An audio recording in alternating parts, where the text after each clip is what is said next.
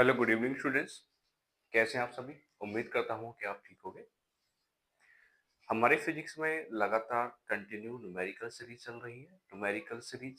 Numerical series में आज हमारे उसी न्यूमेरिकल सीरीज का क्वेश्चन नंबर 4 है। 2 क्वेश्चन मैं पहली वीडियो में करा चुका हूँ और एक क्वेश्चन मैंने दूसरी वीडियो में करा दिया है, राइट।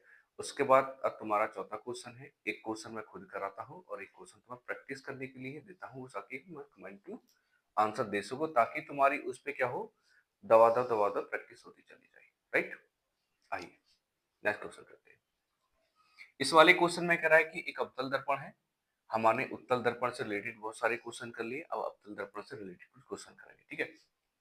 एक अवतल दर्पण की मुख्य अक्ष पर ध्रुव से 30 सेंटीमीटर की दूरी पर एक स्थित वस्तु का प्रतिबिंब वस्तु के ऊपर ही बनता है। वस्तु के ऊपर का मतलब क्या है कि जहां वस्तु रखी हुई है वहीं पर वस्तु की प्रतिबिंब बनती है, ठीक है।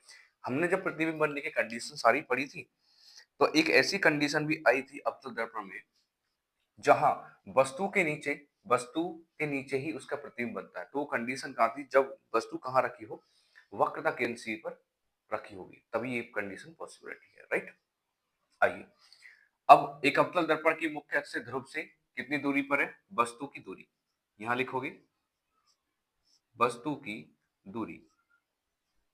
वस्तु की दूरी को डिनोट करते हैं हम U से। वैल्यू कितनी रखी? 30 सेंटीमीटर, ताकि कौन सा है? अवतल दर्पण है, तो वैल्यू किसमें लोगे? माइनस में सेंटीमीटर, राइट।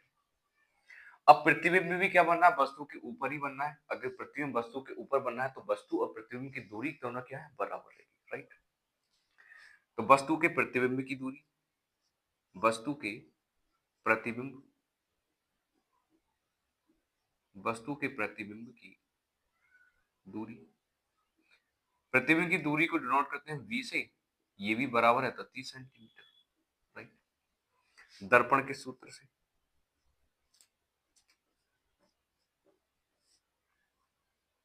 दर्पण के सूत्र से। अब दर्पण का सूत्र क्या कहता है कि 1/f is equal to 1/v plus के 1/, में कितना? u, right. इतनी बातें समझ आ रही है। 1/f निकालना क्या क्या है? एक तो हमें फोकस दूरी निकालनी है और एक रेखीय आवर्धन क्षमता। फोकस दूरी को डिनोट करते हैं हम f से और रेखीय आवर्धन क्षमता को डिनोट करते हैं हम m से, राइट। ये दो चीज हमें निकालनी है, राइट। v की वैल्यू कितनी दे रखी है? माइनस के 30 है, तो माइनस के 1/30। u की वैल्यू कितनी दे रखी है? माइनस प्लस माइनस क्या हो जाएगा? माइनस के 1/30। तो 1/f इजिकल टू एलसीएम दोनों का बराबर है 30, तो एलसीएम कितना आ जाएगा? 30 माइनस के 1 और माइनस के 1, तो 1/f इजिकल टू हो जाएगा माइनस के 2/30, राइट। f की वैल्यू निकालनी है तो f की वैल्यू निकाल लो, तो f इजिकल टू कितना हो जाएगा? 30 माइनस के 30 में कितना? 2 से डिवाइड करोगे तो f की वैल्यू कितनी आ जाएगी? 15, वो भी कितने की? माइनस में। तो हमारी फोकल लेंथ निकल के आ गई है, राइट। रेखीय आवर्धन क्षमता की बात करें तो रेखीय आवर्धन क्षमता में रिलेशन क्या पढ़ा था हमने? रेखीय आवर्धन क्षमता, जिससे डिनोट करते हैं किससे? हम m से। तो m इजिकल टू पढ़ा था रिलेशन माइनस के v/v, राइट। इतनी बातें पढ़ चुकी है। प्रतिबिंब के रिलेशन में पढ़ा, क्योंकि हमें v और u की वैल्यू मालूम है, तो v u से रेखीय आवर्धन क्षमता निकल के आ जाएगी। m इजिकल टू v की वैल्यू कितनी है? माइनस के 30, तो माइनस ऑलरेडी साइन फॉर्मूले में है, और माइनस का 30। u की वैल्यू कितनी है? माइनस के 30, तो माइनस के 30, माइनस के 30 से माइनस का 30, तो आवर्धन क्षमता कितनी आएगी? माइनस के माना जाएगी, राइट। बस यही दो चीजें हमें ज्ञात करनी थी इस क्वेश्चन में, ठीक है। आज तक के लिए इतना ही। अब तुम्हारे लिए एक क्वेश्चन मैं बना के देता हूं, जहां पर 30 सेंटीमीटर लिखा है, यहां पर कर लीजिए आप 60 सेंटीमीटर, 60 सेंटीमीटर, राइट।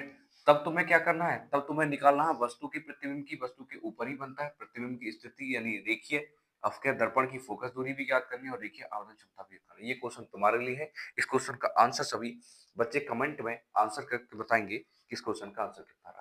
दोनों चीजें बतानी है, फोकस दूरी भी बतानी है कि दर्पण की फोकस दूरी क्या होगी और इसकी दर्पण की रेखीय आवर्धन क्षमता क्या होगी, दोनों चीजें, ठीक है। आज तक के लिए इतना ही।